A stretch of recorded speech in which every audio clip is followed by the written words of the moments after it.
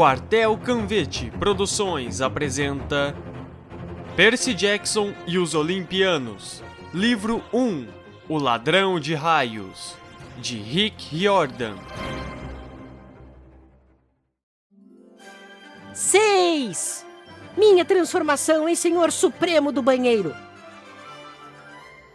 Depois que assimilei o fato do meu professor de latim ser um cavalo, fizemos um passeio agradável, embora tivesse cuidado de não andar atrás dele. Havia participado algumas vezes das rondas com pazinhas para recolher cocô de cachorro, na parada do Dia de Ação de Graças, da loja Messes, e lamento dizer, não confiava na parte de trás de Kiron tanto quanto confiava na da frente. Passamos pela quadra de vôlei. Diversos campistas se cutucaram. Um deles apontou para o chifre de minotauro que eu carregava. Um outro disse: "É ele!" A maioria dos campistas era mais velha que eu. Seus amigos sátiros eram maiores que Groover, todos trotando de um lado para o outro de camisetas cor de laranja do acampamento meio-sangue, sem nada para cobrir os traseiros peludos à mostra. Eu normalmente não era tímido, mas o modo como olhavam para mim me deixou pouco à vontade. Era como se, sei lá, esperassem que eu desse um salto mortal ou coisa assim. Olhei para a casa da fazenda atrás de mim. Era muito maior do que eu pensara. 4 andares, azul céu com acabamento em branco, como um hotel de veraneio de primeira classe à beira-mar. Eu estava conferindo o catavento de latão, em forma de águia no topo, quando algo me chamou a atenção.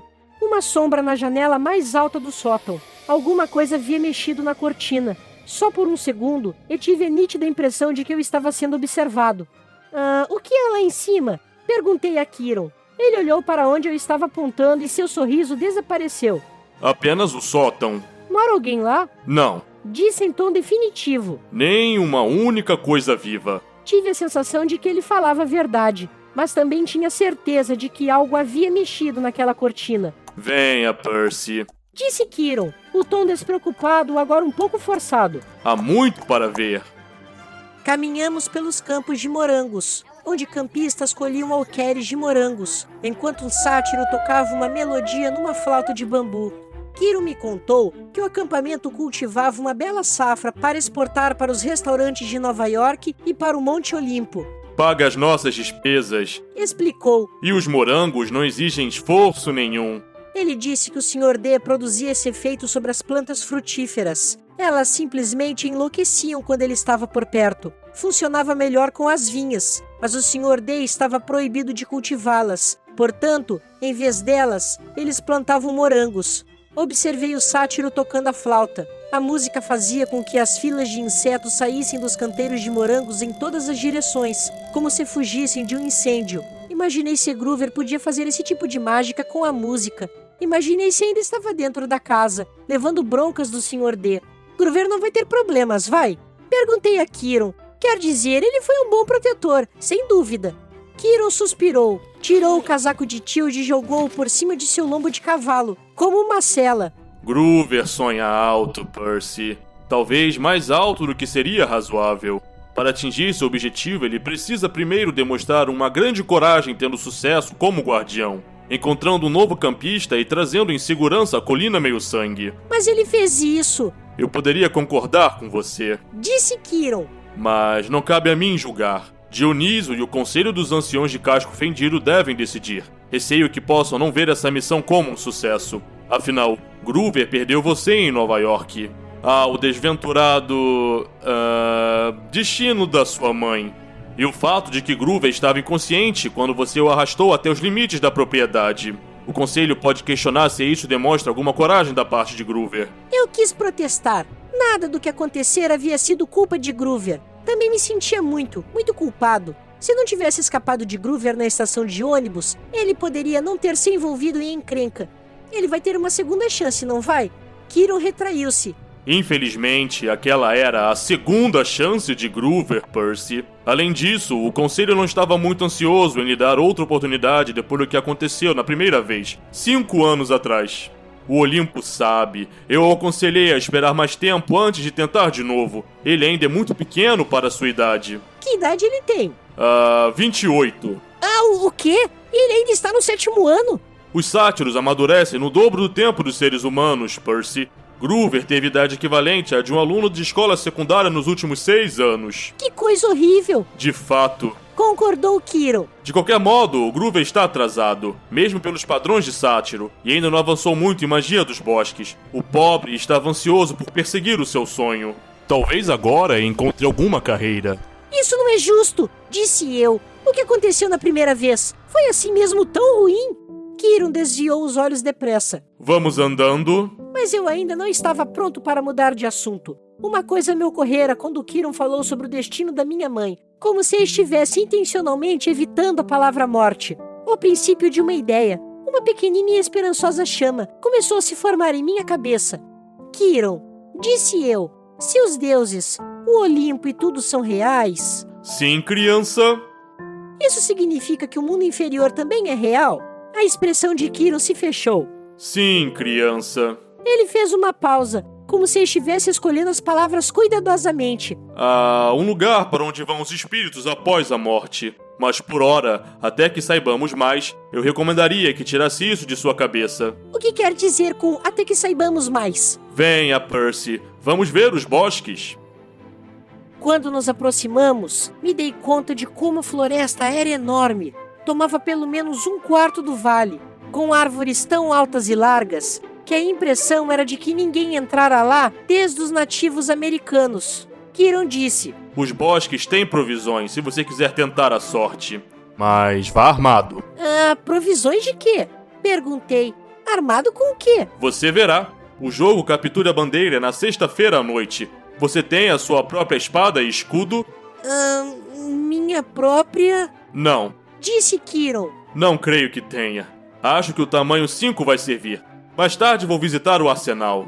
Quis perguntar que tipo de acampamento de verão tem um arsenal, mas havia muito mais a pensar. Portanto, o passeio continuou. Vimos a linha de tiro com arco e flecha, o lago de canoagem, os estábulos, dos quais Kiron parecia não gostar muito, a linha de lançamento de dardo, o anfiteatro para a cantoria e a arena onde Kiron disse que eles realizavam lutas de espadas e lanças. Lutas de espadas e lanças? Perguntei. Desafios entre chalés e coisas assim. Explicou ele. Não são letais, normalmente.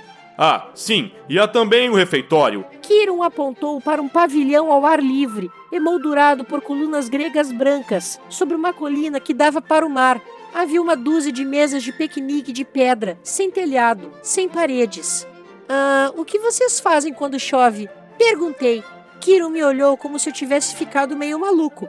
Ainda assim temos que comer, não temos? Resolvi deixar pra lá. Finalmente, ele me mostrou os chalés. Havia 12 deles, aninhados no bosque junto ao lago. Estavam dispostos em U, 2 na frente e 5 enfileirados de cada lado. E eram, sem dúvida, o mais estranho conjunto de construções que já vi. A não ser pelo fato de cada um ter um grande número de latão acima da porta, ímpares do lado esquerdo, pares do direito, eram totalmente diferentes um do outro. O número 9 tinha chaminés, como uma minúscula fábrica. O número 4 tinha tomateiros nas paredes e uma cobertura feita de grama de verdade.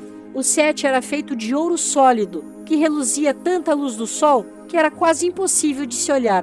Todos davam para uma área comum mais ou menos do tamanho de um campo de futebol, pontilhada de estátuas gregas, fontes, canteiros de flores e um par de cestos de basquete, o que era mais a minha praia.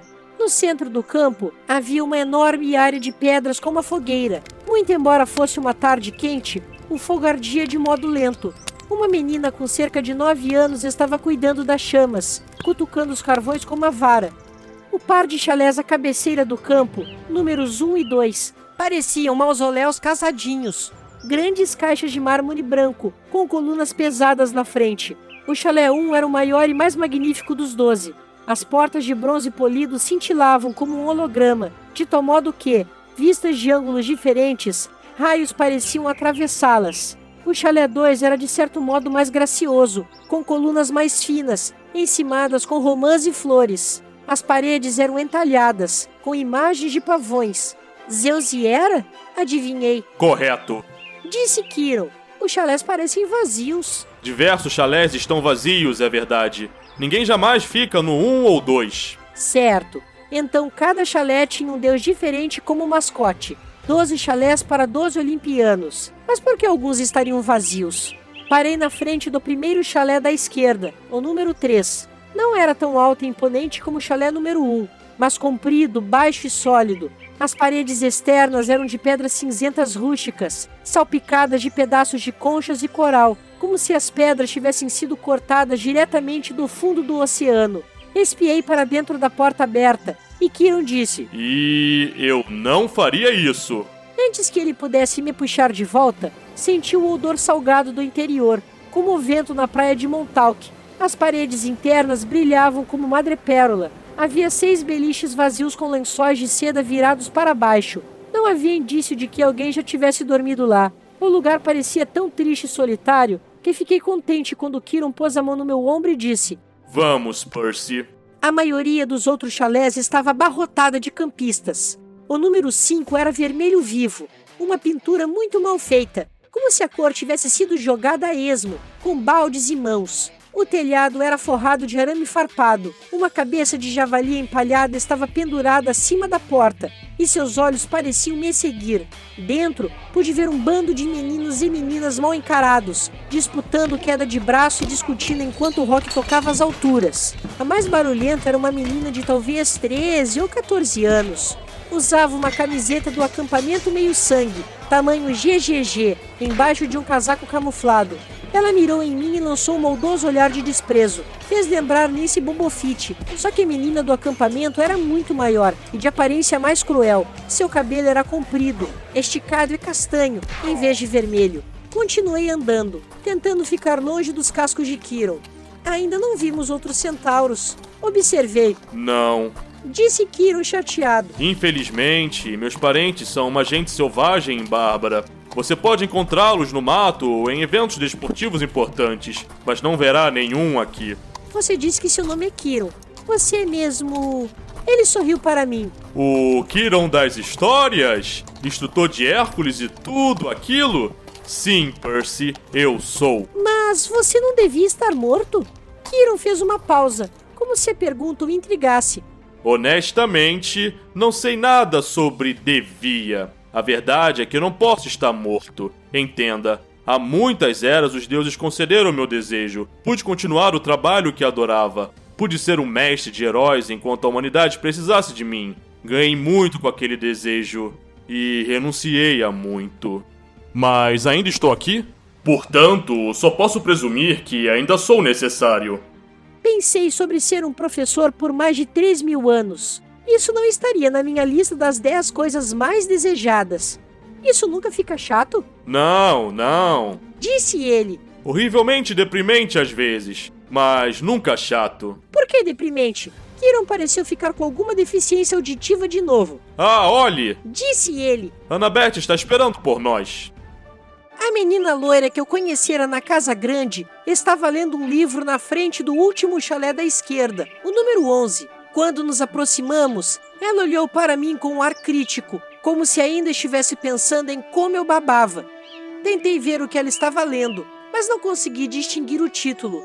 Achei que fosse minha dislexia em ação. Então me dei conta de que o título não era sequer em inglês. As letras pareciam grego para mim. Quer dizer, literalmente grego. Havia figuras de templos e estátuas, e diferentes tipos de colunas, como em um livro de arquitetura. Annabeth, disse Kiron. Eu tenho aula de arco e flecha para os mestres ao meio-dia. Você cuidaria de Percy a partir daqui? Sim, senhor. Chalé 11. Disse Kiron para mim, fazendo um gesto em direção à porta. Sinta-se em casa. Entre todos os chalés, o 11 era o que mais parecia um velho chalé comum de acampamento de verão, com ênfase no velho. A soleira estava desgastada, a pintura marrom descascando. Acima do vão da porta, havia um daqueles símbolos de médico, um bastão alado com 2 serpentes enroscadas nele. Como é mesmo que chamavam aquilo? Um caduceu. Dentro estava abarrotado de gente, em um muito maior número de beliches. Sacos de dormir estavam espalhados por todo o piso. Parecia mais um ginásio, onde a Cruz Vermelha estabelecera um centro de refugiados. Kiron não entrou. A porta era muito baixa para ele, mas quando os campistas ouviram, todos se puseram em pé e fizeram uma reverência respeitosa. Então, tudo bem? Disse Kiron. Boa sorte, Percy. Vejo você no jantar. Ele partiu a galope rumo à linha de arco e flecha. Fiquei em pé no vão da porta, olhando para a garotada. Não estavam mais se curvando. Olhavam para mim, medindo-me com os olhos. Conheço essa rotina. Havia passado por ela em muitas escolas. Tudo bem? Instigou Annabeth. Vai em frente. Então, naturalmente, tropecei ao passar pela porta e fiz um completo papel de bobo. Houve algumas risadinhas dos campistas, mas nenhum deles disse nada. Annabeth anunciou. Percy Jackson, apresento-lhe o Chalé 11. Mas ele é normal ou indeterminado? Perguntou alguém. Eu não sabia o que dizer, mas Annabeth disse. Indeterminado. Todos gemeram. Um cara que era um pouco mais velho que o restante chegou para a frente. Vamos, campistas. É para isso que estamos aqui. Bem-vindo, Percy. Você pode ficar com aquele ponto no chão logo ali. O cara tinha cerca de 19 anos e parecia muito legal. Era alto e musculoso, com cabelo cor de areia aparado curto e um sorriso amigável. Usava uma camiseta regata laranja, calças cortadas, sandália e um colar de couro com 5 contas de argila em cores diferentes. A única coisa perturbadora na sua aparência era uma grossa cicatriz branca que corria desde logo abaixo do olho direito até o queixo, como um antigo corte de faca. Esse é o Luke. Disse Annabeth, e sua voz pareceu mudar um pouco. Dei uma olhada nela e poderia ter jurado que estava ficando vermelha. Ela me viu olhando e sua expressão endureceu de novo. Ele é o seu conselheiro, por enquanto. Por enquanto? Perguntei. Você é indeterminado. Explicou Luke pacientemente. Eles não sabem em que chalé acomodá-lo, então você está aqui. O chalé 11 recebe todos os recém-chegados, todos os visitantes. Naturalmente, Hermes, o nosso patrono, é o deus dos viajantes. Olhei para o minúsculo espaço no chão que eles me deram. Eu não tinha nada para pôr ali e marcá-lo como meu. Nenhuma bagagem, nenhuma roupa, nenhum saco de dormir. Apenas o chifre do Minotauro. Pensei em colocá-lo ali, mas então lembrei que Hermes também era o deus dos ladrões. Corri os olhos pelos rostos dos campistas. Alguns mal-humorados e desconfiados. Outros com um sorriso idiota. Alguns me olhando como se esperassem uma oportunidade de limpar os meus bolsos. Quanto tempo vou ficar aqui? Perguntei. Boa pergunta. Disse Luke. Até você ser determinado. Quanto tempo isso vai levar? Todos os campistas riram. Venha. Disse Annabeth. Vou lhe mostrar o pátio de vôlei. Eu já vi. Venha. Ela agarrou meu pulso e me arrastou para fora. Pude ouvir o pessoal do chalé dando risadas atrás de mim. Quando estávamos a poucos metros de distância, Annabeth disse. Jackson, você precisa fazer melhor do que isso. O quê? Ela revirou os olhos e murmurou baixinho. Ai, não posso acreditar que eu achei que você fosse o cara.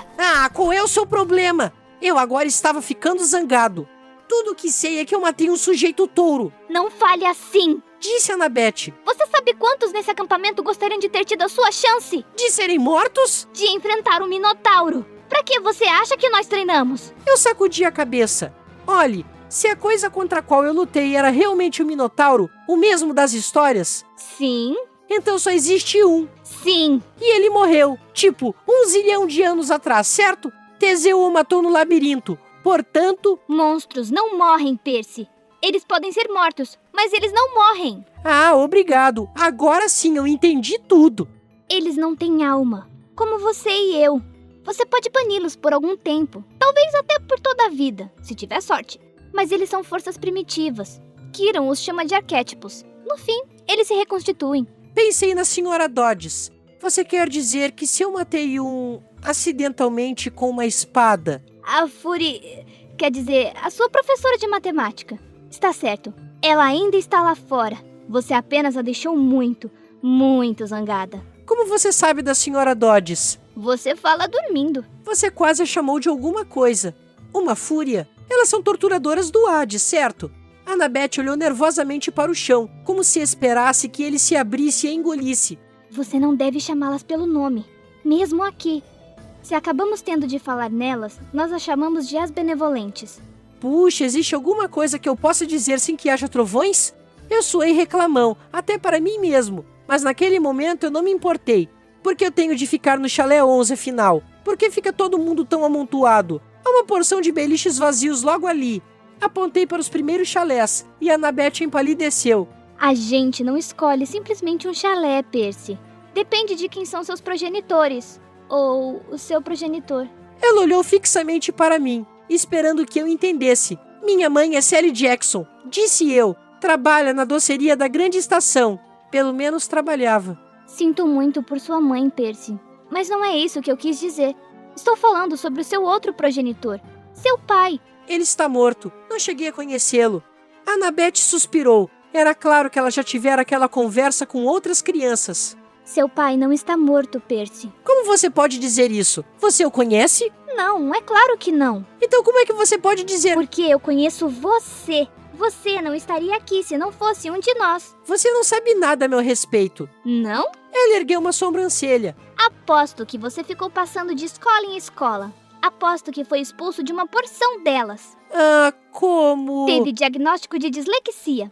Provavelmente transtorno do déficit de atenção também. Tentei engolir meu constrangimento.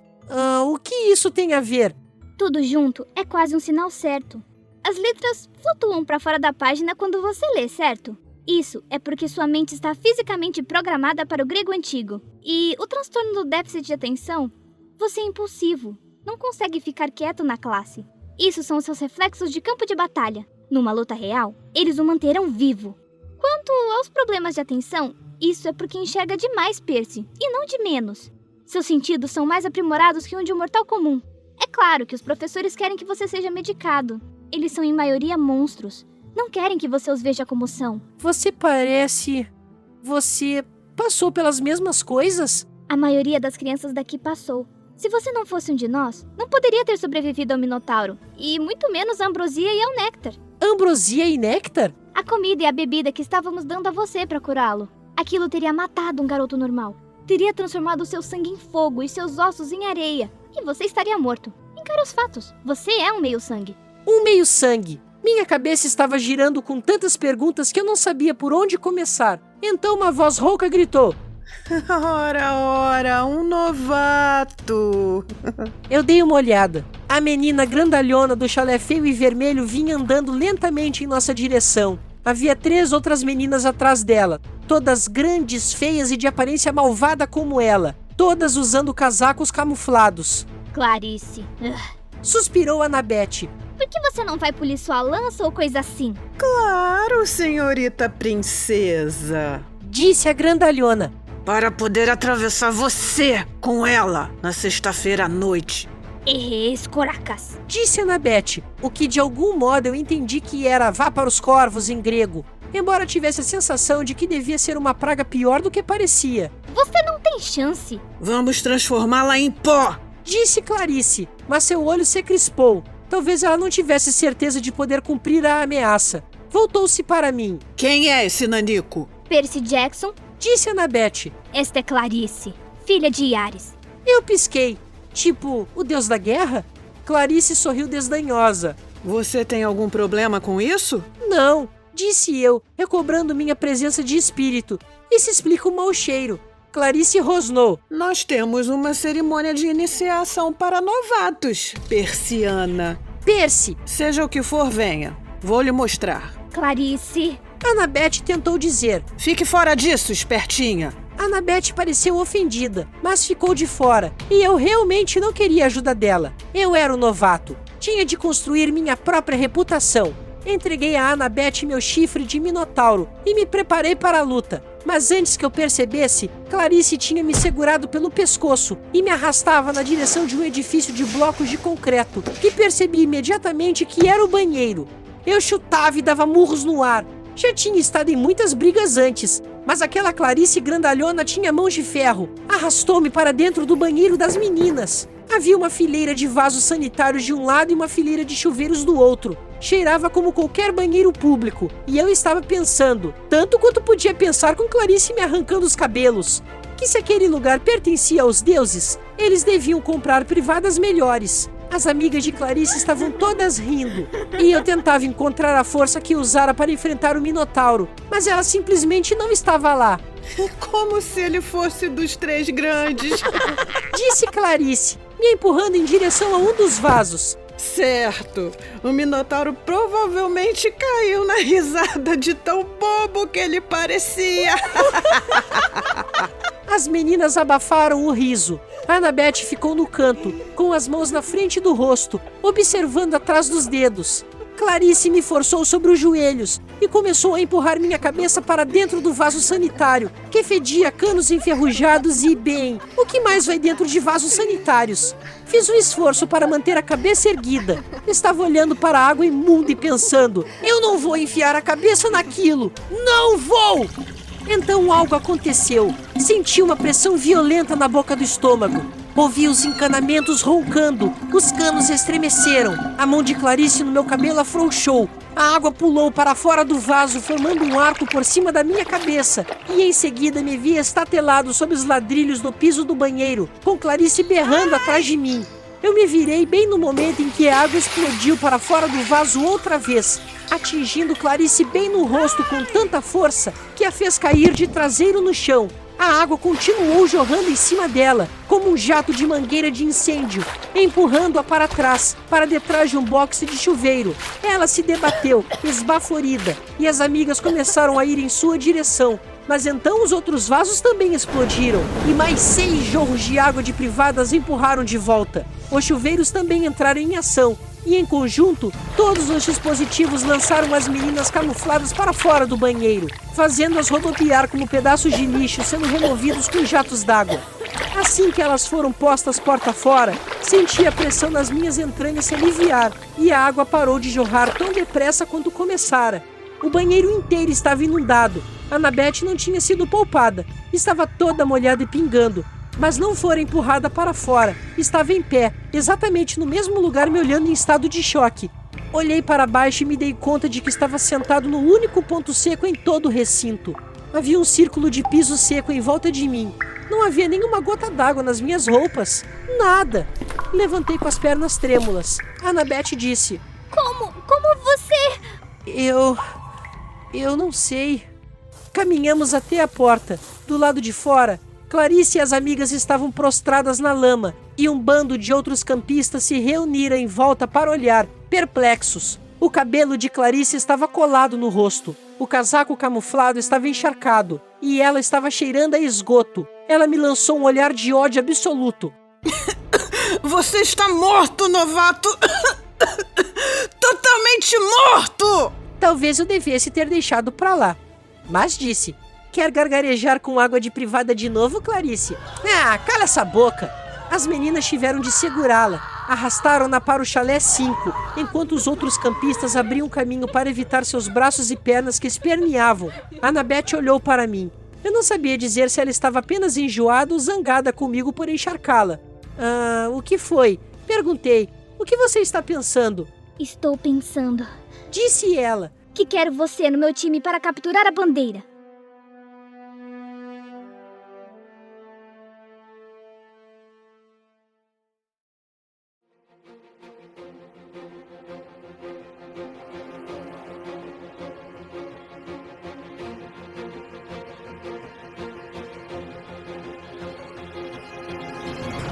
Percy Jackson e os Olimpianos. Livro 1. O Ladrão de Raios. Capítulo 6. Eu me torno o Senhor Supremo do Banheiro. Conta com as vozes de Lucas Saguista como Percy Jackson, narrador. Heloise Portugal como Annabeth Chase. Rafael Stallone como Kiron. Gustavo Sandri como Luke Castellan. Tatiane Lins como Clarice Larue. Andy Fonseca como Campista 1 e Filho de Hermes. Direção: Lucas Saguista. Tradução: Ricardo Gouveia. Edição de áudio e sonoplastia: Heloise Portugal. Encerramento: Paulo Piazza. Essa é uma produção do grupo Quartel Canvete.